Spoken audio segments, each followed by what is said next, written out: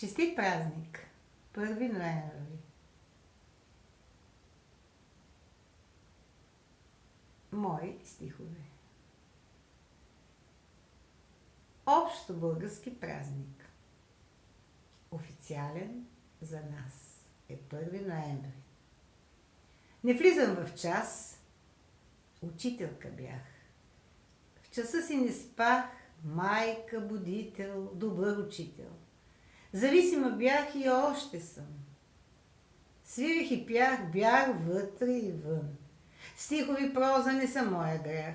При мен не е полза, на други се смях. На хора с мечти далеч от реалното. На хора с вражди, с творби в тривиалното. А нашите будители и просветители с днешните млади нередовни учители и просветители нямат доперна точка. На всичко българско са дали отсрочка. Без точки, без запитаи, без главни букви и днес ни свари празника честваш памета на будители. С национален дух народу учители.